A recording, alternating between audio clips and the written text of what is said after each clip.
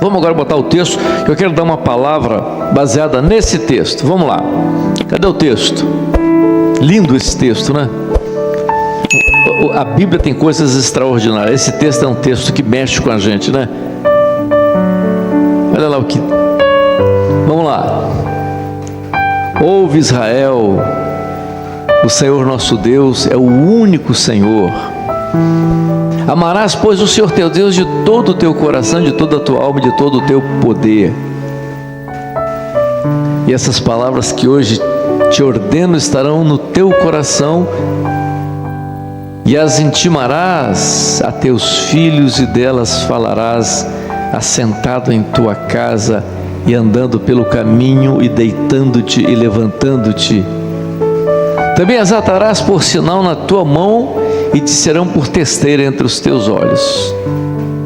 E as escreverás nos umbrais da tua casa e nas tuas portas. E havendo-te, pois, o Senhor teu Deus introduzido na terra que jurou a teus pais, Abraão, Isaque e Jacó, te daria grandes e boas cidades que tu não edificaste. Eu vou contar uma experiência dentro desse texto.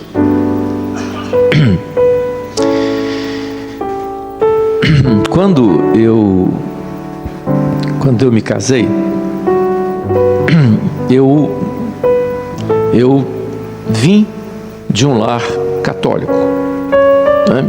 Eu tenho uma formação familiar toda católica. Eu fui ajudante de padre. Acho que muitos já sabem disso.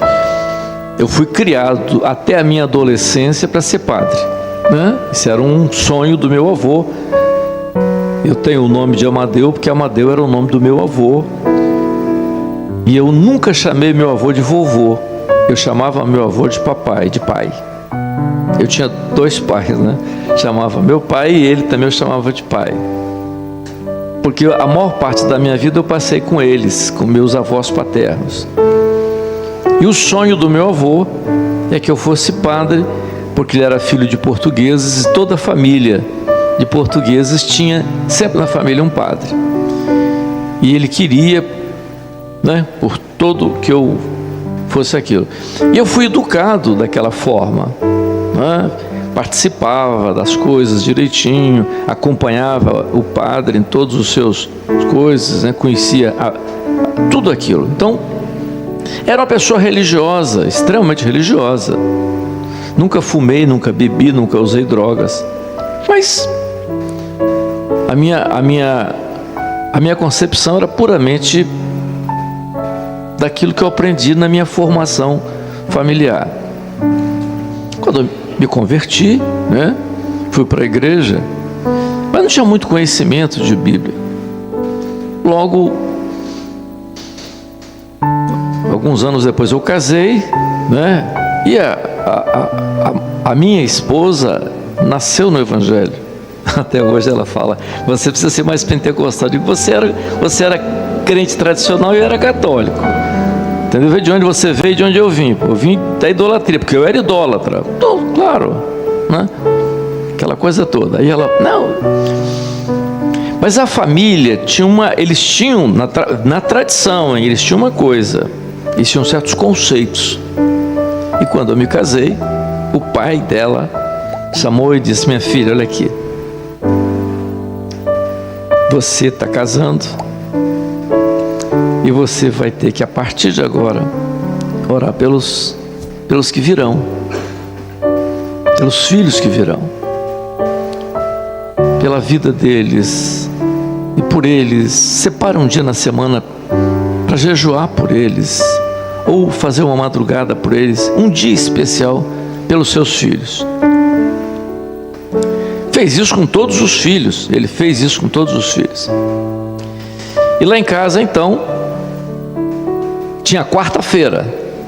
Quarta-feira era o jejum até meio-dia, hein? Então, não estou mandando ninguém fazer isso, não. Mas era um jejum até meio-dia pelos filhos, né? Que viriam, não tinha filhos ainda. Depois que vieram, a gente continuou. Então, a gente colocava pelo casamento, já aquela coisa triste, né? Que era pelo casamento, a gente via as bichinhas tudo pequenininha, eu olhava assim,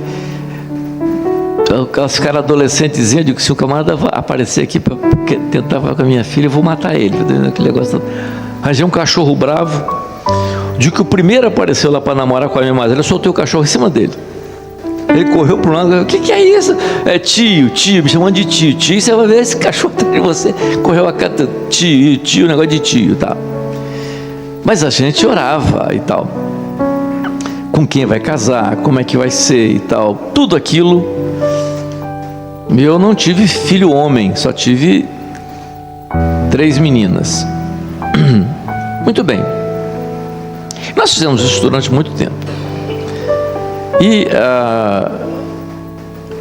um dia, a minha esposa foi entregar o jejum ao meio-dia pelas meninas. Já estavam, né, crescidinhas, já estavam entrando na adolescência e tal. E quando ela entregou o jejum, ela abriu a palavra e o texto foi esse. Quando ela abriu a palavra e o texto foi esse, entrou um anjo cantando.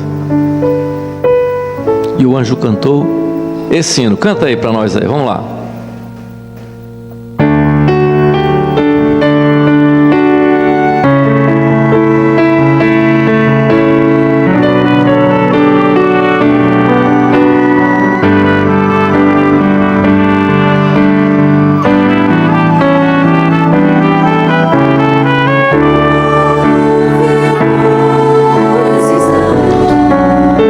Meus irmãos, até aí depois a gente canta mais. Olha só, o que o senhor estava fazendo ali? A promessa. A promessa não foi a experiência para mim, para minha casa lá, a experiência da esposa, mas a promessa é para Israel. Nós somos também Israel, nós somos igreja. A promessa é para nós. Os nossos filhos são herança. Nós temos que orar por eles, às vezes ainda no ventre, né? Tem que orar por ele, pela escolha, lá no ventre, né? A gente ora, clama, intercede. Eu sei que todos vocês fazem isso. Alguns converteram depois, os nenéns já tinham vindo, já vieram, mas agora eles vão ser santificados por você, pela sua oração. Sabe por quê? Porque você ouve a voz do Espírito Santo.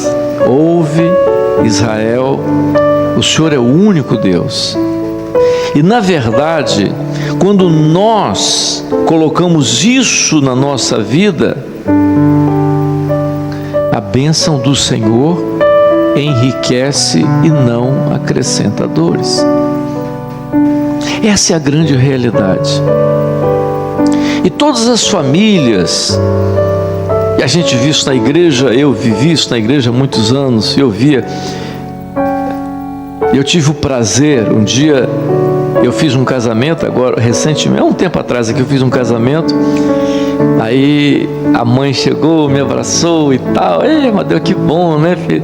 Você aqui fazendo casamento, você lembra dela, né? Eu falei, e tal, pois é, você a consagrou, né?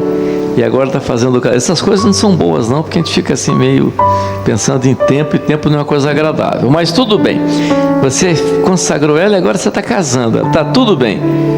Mas o que é importante, ela nasceu na igreja, cresceu na igreja, casou na igreja. Que coisa maravilhosa. É tudo que a gente quer, é tudo que você quer, tudo que eu quero, tudo que nós queremos da nossa herança. Você levou na barriga, você 9 meses nasceu, você trouxe, consagrou o Senhor, é tua, Senhor, e tal, ensinou, levou a palavra, aquilo que está ali no texto.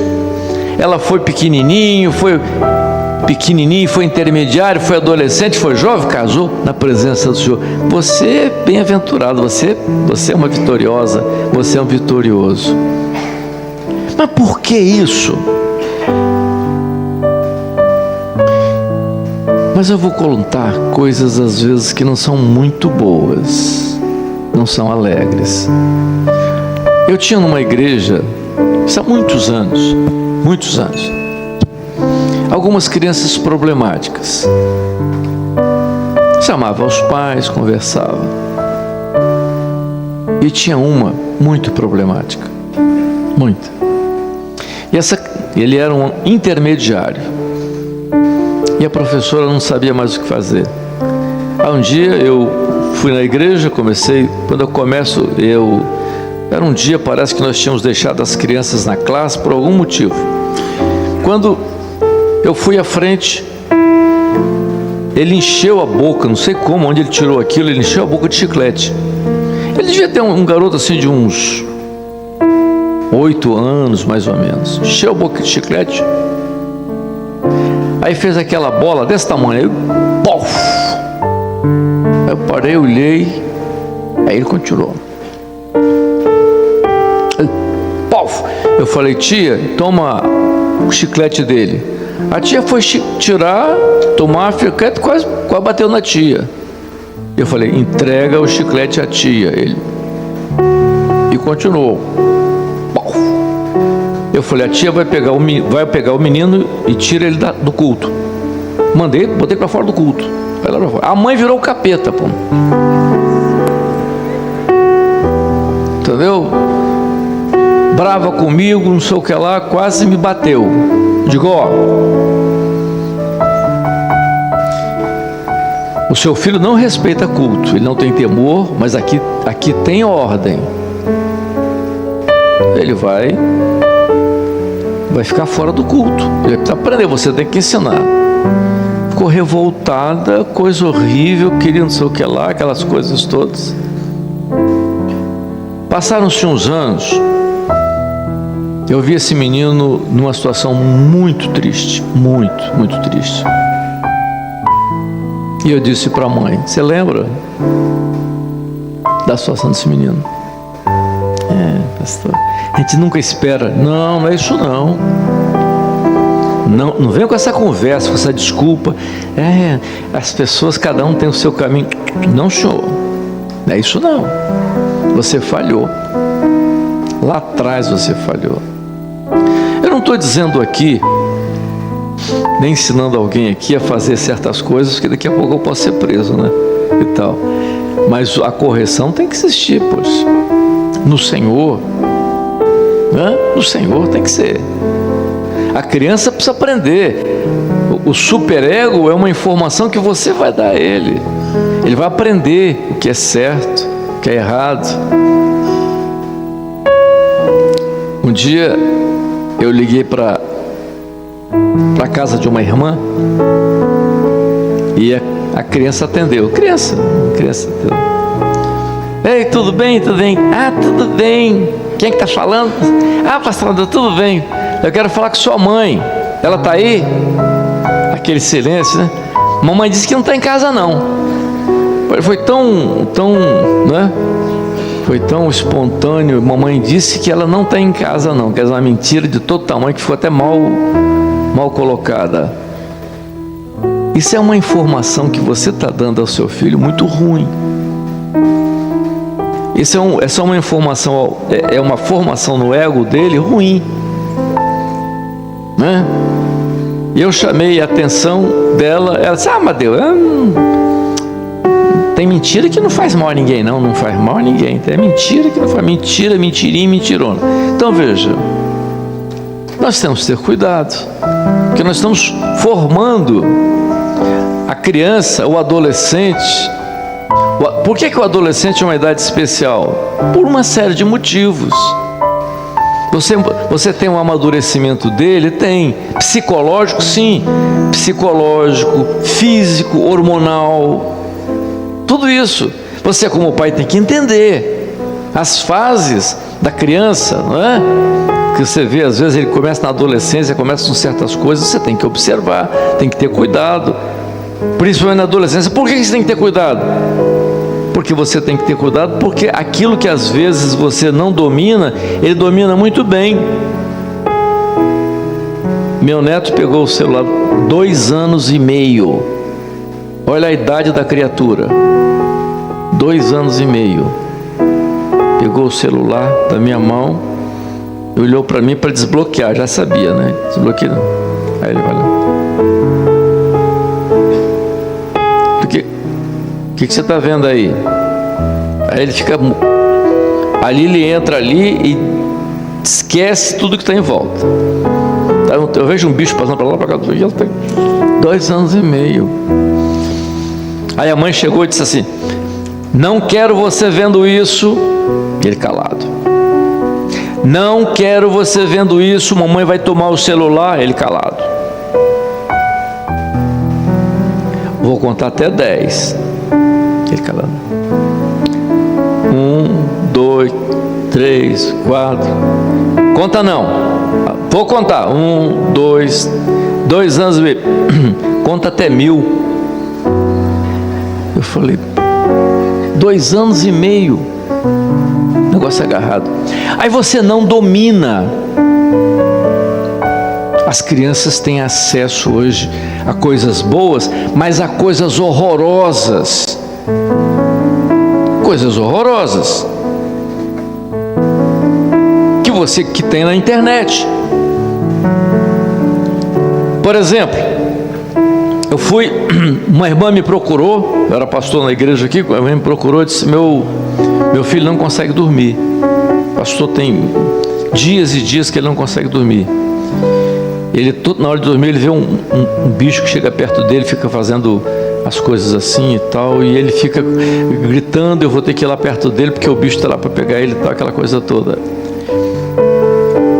E como é que é esse bicho? Assim. Ele começou a descrever o bicho e tal. Aí a mãe começou a observar. Era um desenho que ele via na televisão, que era um bicho. Aí ele tinha aquele bicho lá da televisão. A gente não sabe nem como que essas coisas são criadas. Então vejam, nós estamos vivendo um momento muito difícil. Nós estamos vivendo os problemas nas escolas, os conteúdos que vêm para os nossos filhos.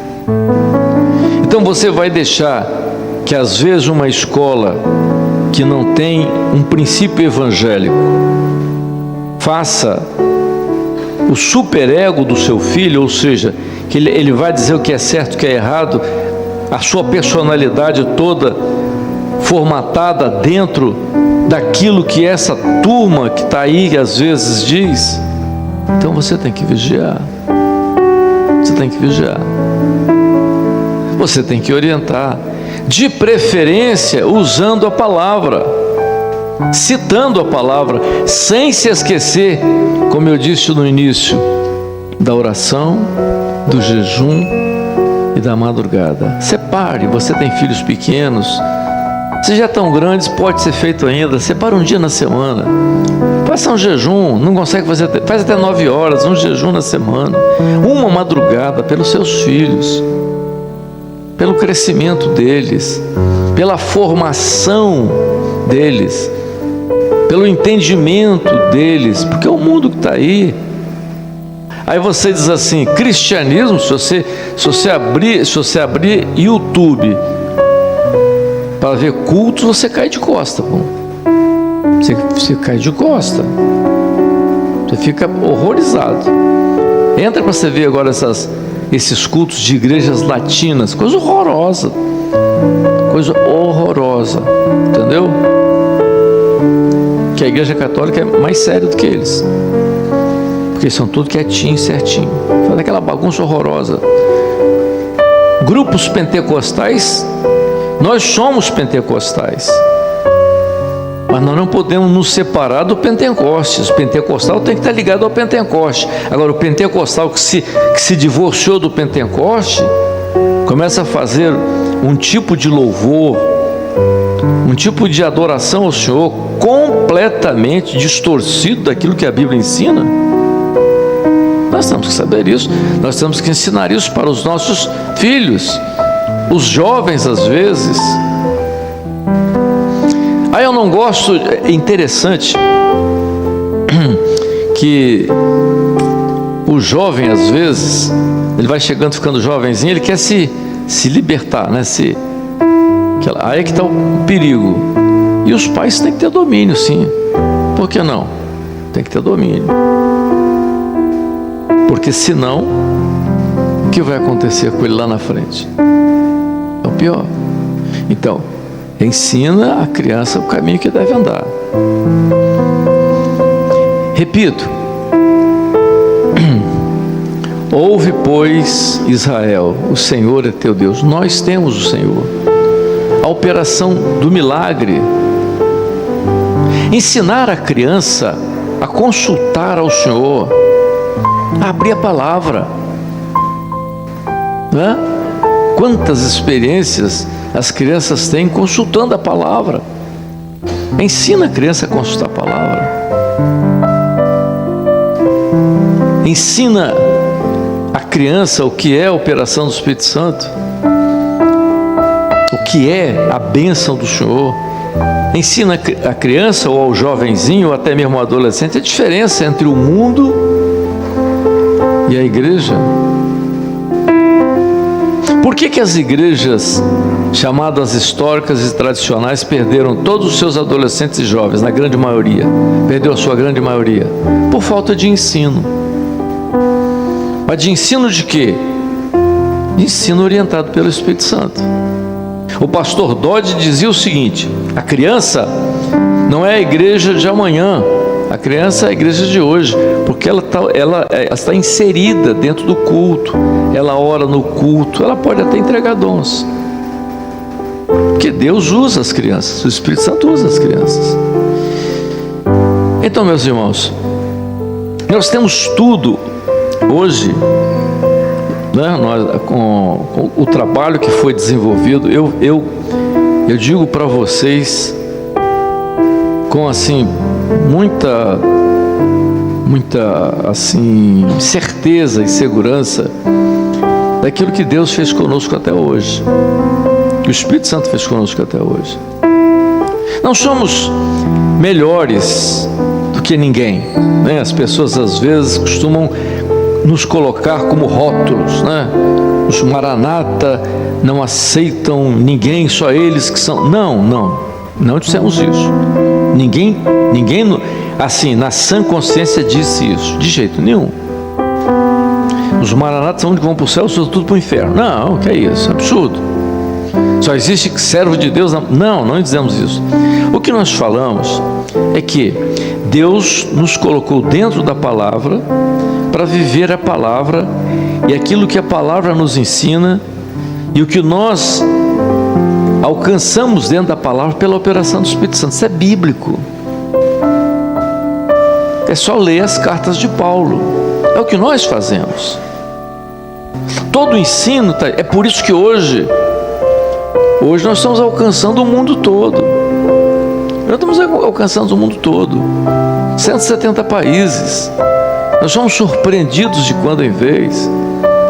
Igrejas na Índia, igrejas no Nepal, onde você podia imaginar. Eu me lembro do tempo de Jonas, e Jonas entregava a revelação. Jonas um dia me chamou, eu era ungido, ele era pastor, e disse assim: você vai ver coisas que eu não vou ver, você vai ver aonde essa obra vai chegar.